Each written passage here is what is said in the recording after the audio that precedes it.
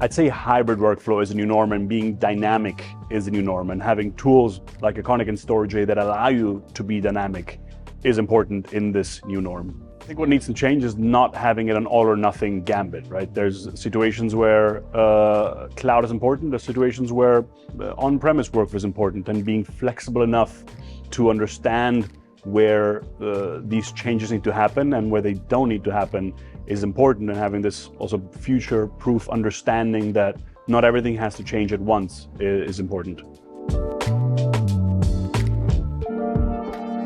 Well, obviously, one of the biggest consideration is your internet fast enough?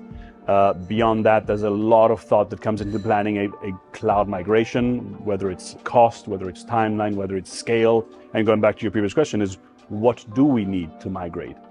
So there's a lot of things to think about, but having a plan and a scale and a timetable is absolutely key. A key mistake is thinking that you will not need local storage ever again. Last I checked, Premiere needs a local file system, DaVinci needs a local file system, Avid needs a local file system. So thinking that from one day to the next you can move everything to the cloud is naive and probably won't work. So having this having this understanding that there will still be a notion of hybrid workflow regardless is a key mistake to avoid. The benefits are, again, a distributed workforce, also a distributed customer base. You can have customers everywhere in the world, whether you're a US company with customers in Europe or vice versa, or Asia or anywhere else. The benefits of this are that you open up your possibilities both on your end as well as on your customers' end endlessly.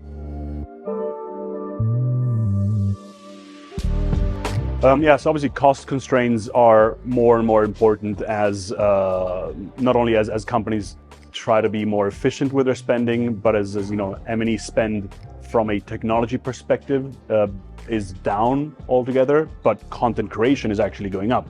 So having a flexible as well as cost-efficient way of not only managing your media with Iconik, but also storing your content with something like Storj is absolutely important, because it's not always about kind of putting costs down by eliminating processes and tools, but it's by finding efficient tools and effective tools to not eliminate costs, but make cost spending more efficient and effective.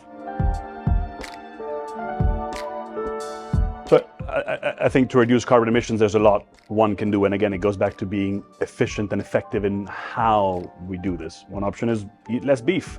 But yeah, that's not going to work in the M&E industry. But as we see it, again, having this and tying it all together, having this hybrid workflow where you don't need spinning disks and libraries on site for everything you own, with air conditioning, redundancy and whatnot. Knowing where to put your tools in the right moment at the right time is going to reduce both cost and carbon emissions at the same time.